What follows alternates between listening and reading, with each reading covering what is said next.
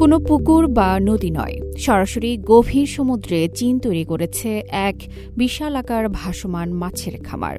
দক্ষিণ চীনের হাইনান প্রদেশের সানইয়া উপকূলে সম্প্রতি আনুষ্ঠানিকভাবে চালু হয়েছে চীনের সবচেয়ে বড় সেমি সাবমার্সিবল বা আংশিক ডুবন্ত সমন্বিত মাছ চাষের প্ল্যাটফর্ম সিনহুয়ান নম্বর 1। এই অত্যাধুনিক মাছের খামারের ধারণ ক্ষমতা শুনলে আপনি চমকে উঠবেন। এই প্ল্যাটফর্মের মোট অ্যাকোয়াকালচার পানির আয়তন প্রায় ৬৪,০০০ কিউবিক মিটার। সহজ ভাষায় বলতে গেলে প্রায় ২০টি অলিম্পিক সাইজের সুইমিং পুলে যত পানি ধরে, এই একটি প্ল্যাটফর্মে ঠিক ততখানি জায়গায় মাছ চাষ করা সম্ভব। আর এখান থেকে প্রতি বছর গড়ে ৪,০০০ টন মাছ উৎপাদন করা যাবে। খামারটি পুরোদমে চালু হওয়ার পর এরই মধ্যেই শুরু হয়ে গেছে এর প্রথম ধাপের মাছের পোনা ছাড়ার কাজ। প্ল্যাটফর্মের ক্রু সদস্যরা জানিয়েছেন, গত সপ্তাহের শুক্রবার থেকে এই প্রক্রিয়া শুরু হয়েছে এবং আগামী ২০ থেকে ৩০ দিন ধরে চলবে পোনা ছাড়ার উৎসব। প্রথম দফায় প্রায় ৩০ লাখ পোনা অবমুক্ত করা হচ্ছে, যার মধ্যে রয়েছে অত্যন্ত জনপ্রিয় ২ প্রজাতির মাছ, 4 ফিঙ্গার থ্রেডফিন বা পার্ল গ্রুপার। এই খামারে ব্যবহার করা হচ্ছে বৈজ্ঞানিক রোটেনশিয়াল স্টক অ্যান্ড হারভেস্টিং পদ্ধতি। মাত্র ১০ মাসের মধ্যেই এই পোনাগুলো এক একটি গড়ে ৫০০ গ্রামের বেশি ওজনে পরিণত হবে, যা সরাসরি চলে যাবে ডিনার টেবিলে। বছরে ২ ধাপে মাছ চাষ করা হবে। প্রতি ধাপে ২,০০০ টন করে বছরে মোট ৪,০০০ টন প্রিমিয়াম কোয়ালিটির মাছ বাজারে সরবরাহ করা হবে। প্রথম ধাপের মাছ যখন উপযুক্ত আকারে পৌঁছাবে তখন সেগুলো তুলে নেওয়া হবে এবং সাথে সাথেই ওই জায়গায় নতুন পোনা ছাড়া হবে। ফলে প্ল্যাটফর্মের খাঁচায় মাছের ঘনত্ব সব সময় একদম নিখুঁত থাকবে এবং উৎপাদন হবে সর্বোচ্চ। তবে এই সিনহুয়ান নম্বর 1 কিন্তু শুধু মাছের খামারেই সীমাবদ্ধ নয়, এর রয়েছে আরেকটি চমৎকার দিক। প্রযুক্তি আর প্রকৃতির মেলবন্ধনে এখানে গড়ে তোলা হচ্ছে কৃষি পর্যটন বা এগ্রিকালচার ট্যুরিজম ইন্টিগ্রেশন। মাছ চাষের পাশাপাশি এটি বিনোদনমূলক মাছ শিকার, ট্যুরিস্টের জন্য সাইট সিইং বা সমুদ্র ভ্রমণের এক দারুণ আকর্ষণীয় স্পট হিসেবে কাজ করবে। পর্যটকরা এখানে এসে গভীর সমুদ্রে মাছ ধরার রোমাঞ্চ উপভোগ করতে পারবেন, আবার আধুনিক এই প্রযুক্তির তৈরি প্ল্যাটফর্মটি ঘুরেও দেখার সুযোগ পাবেন। আফরিন মিম, সিএমজি বাংলা।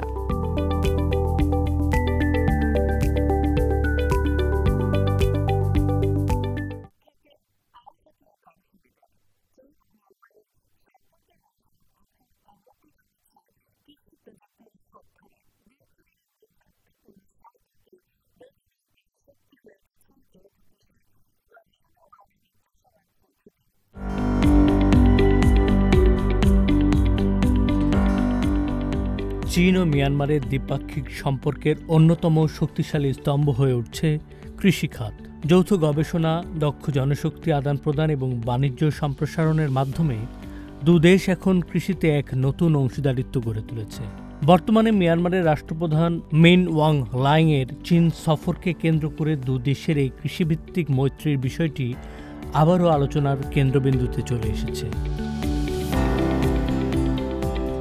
চীনের ইউনান প্রদেশে চলছে এক নিরন্তর উদ্ভাবন। মিয়ানমারের কৃষিকে আধুনিক করার লক্ষ্যে দুদেশের গবেষকরা কাজ করছেন একসাথে। এই সহযোগিতার অন্যতম মুখ মিয়ানমারের গবেষক এপ্রিল নওয়েট ইয়েসোই। তিনি এখন ইউনান একাডেমি অফ এগ্রিকালচার সায়েন্সেসের আখের রোগ দমনে জৈবিক নিয়ন্ত্রণ পদ্ধতি নিয়ে নিবিড় গবেষণায় মগ্ন। আখসহ কৃষির বিভিন্ন ক্ষেত্রে চীন অনেক উন্নত। এখান থেকে উন্নত প্রযুক্তি শিখে নিজ দেশে ফিরে আমি আমার কৃষি ও কৃষক সমাজকে সমৃদ্ধ করতে চাই। এই গবেষণার মূল ভিত্তি হল 2008 সাল থেকে চীন ও মিয়ানমারের মধ্যে চলে আসা দীর্ঘস্থায়ী কৃষি সহযোগিতা। দুই দেশের এই যৌথ প্রচেষ্টায় আখের প্রজনন, চাষ পদ্ধতি এবং প্রযুক্তি হস্তান্তরের ক্ষেত্রে ব্যাপক সাফল্য এসেছে। চীনের প্রবর্তিত উন্নত জাতের আখ ও আধুনিক চাষ পদ্ধতি ব্যবহারের ফলে মিয়ানমারের আখের গড় ফলন প্রতি মুতে 3.8 টন থেকে বেড়ে 4.5 টনে উন্নীত হয়েছে। ফলন বৃদ্ধির পাশাপাশি কৃষি বাণিজ্যও শক্তিশালী হয়েছে। 2025-26 সালের আখ মাড়াই মৌসুমে মিয়ানমার থেকে চীনে 20 লাখ টনেরও বেশি আখ রপ্তানি হয়েছে, যা মিয়ানমারে নতুন কর্মসংস্থান সৃষ্টির পাশাপাশি চীনের চিনি শিল্পকেও শক্তিশালী করেছে। বর্তমানে এই সহযোগিতায় কেবল আখের মধ্যেই সীমাবদ্ধ নেই, বরং পার্বত্য ধানের চাষ, সয়াবিন এবং গ্রীষ্মমণ্ডলীয় ফলের ক্ষেত্রেও বিস্তৃত হয়েছে। আর এই অংশীদারিত্বের প্রাণকেন্দ্রে রয়েছে মেধা আর জনশক্তি আদান প্রদান। এখন পর্যন্ত ইউনান একাডেমি মিয়ানমারের 14 জন গবেষককে আতিথ্য দিয়েছে এবং চীনের প্রায় 40 জন বিশেষজ্ঞ মিয়ানমার সফরে গিয়ে প্রযুক্তিগত সহায়তা দিয়েছেন। প্রেসিডেন্ট মিন ওয়াং লাইংয়ের এই বর্তমান চীন সফর কৃষি খাতের এই অংশীদারিত্বকে আরও এক ধাপ এগিয়ে নেবে বলে আশা করা হচ্ছে। প্রযুক্তির আদান প্রদান এবং যৌথ গবেষণার এই পথ চলা দু দেশের অর্থনীতি এবং খাদ্য নিরাপত্তার ক্ষেত্রে এক নতুন মাইলফলক।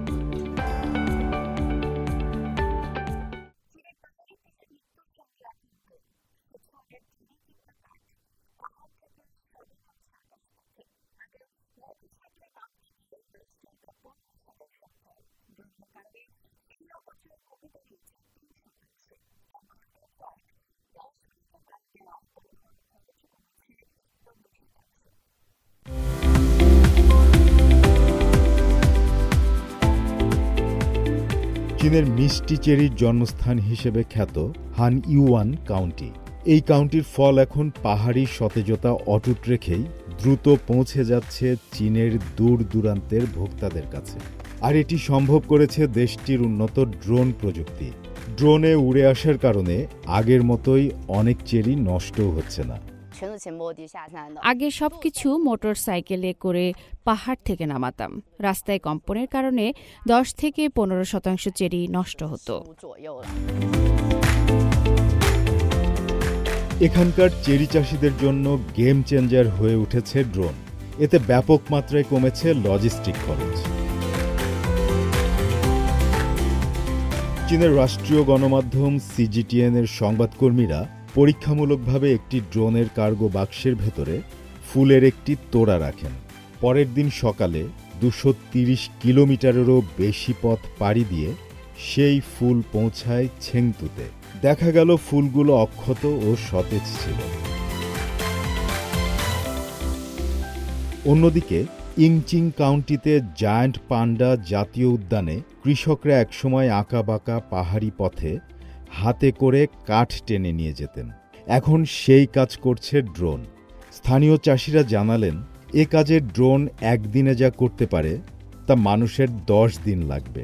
সেই সঙ্গে কমেছে খরচও। ড্রোন ছাড়া এই কাঠের গুঁড়িগুলো পরিবহন করা হলে লাভজনক হতো না। এখন কৃষকরা প্রতি টন প্রায় 200 ইউয়ান আয় করতে পারেন। একটি ড্রোন মাসে 200 টনের বেশি পরিবহন করতে পারে। কাঠ পরিবহনের জন্য রাস্তা বানানো হলে তা কৃষিজমি ও প্রকৃতির ক্ষতি করত। ড্রোনের কারণে তা করতে হচ্ছে না। প্রথমে অনেক কৃষক ভেবেছিলেন এটি ব্যয়বহুল হবে। তা না হওয়ায় এখন গ্রামের 1/3 পরিবারই তাদের কাঠের ব্যবসায় ড্রোন পরিবহন ব্যবহার শুরু করেছে। সাকিব সিকান্দার, CMG বাংলা।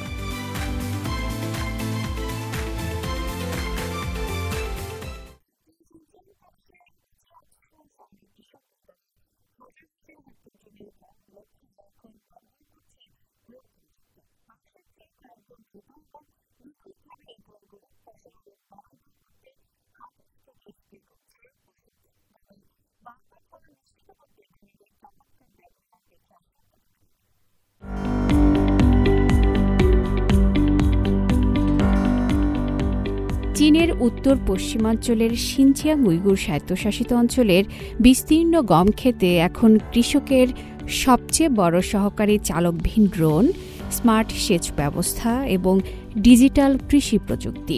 এসব প্রযুক্তির ব্যবহারে শুধু সময় ও শ্রমের সাশ্রয় হচ্ছে না, বাড়ছে উৎপাদনও। আর সেই সাফল্যের ধারাবাহিকতায় ২০২৬ সালে গ্রীষ্মকালীন শস্য উৎপাদনে নতুন ইতিহাস গড়েছে চীন।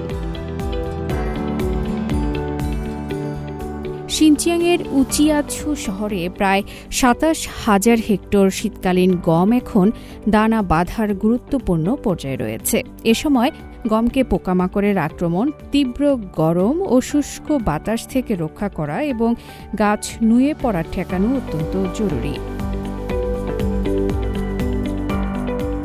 এই পুরো কাজটি এখন করছে অত্যাধুনিক কৃষি ড্রোন।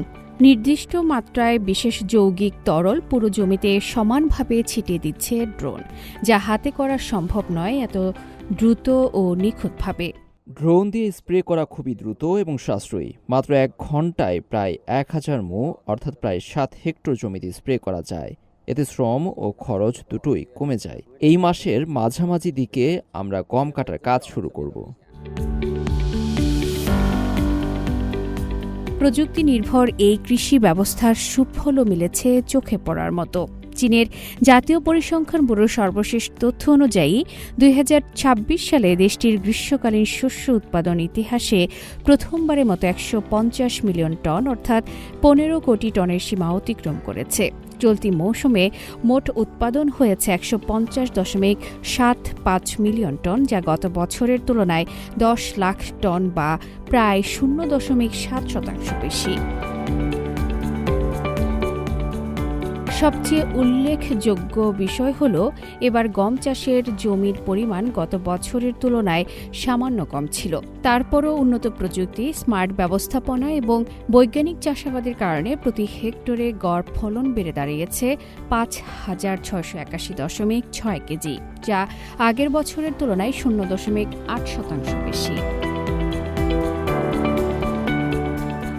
কৃষিজমির পরিমাণ না বাড়িয়েও কেবল প্রযুক্তির দক্ষ ব্যবহারে খাদ্য উৎপাদন কিভাবে নতুন উচ্চতায় নেওয়া যায় তার বাস্তব উদাহরণ দেখিয়েছে চীন। ড্রোন, কৃত্রিম বুদ্ধিমত্তা, স্যাটেলাইট নজরদারি এবং স্মার্ট সেচ ব্যবস্থার সমন্বয়ে কৃষিকে আরও আধুনিক ও টেকসই করে তুলেছে দেশটি। প্রযুক্তি নির্ভর এই কৃষি বিপ্লব শুধু চীনের খাদ্য নিরাপত্তাকেই শক্তিশালী করছে না, ভবিষ্যতের বৈশ্বিক কৃষির দিক নির্দেশনাও তুলে ধরছে।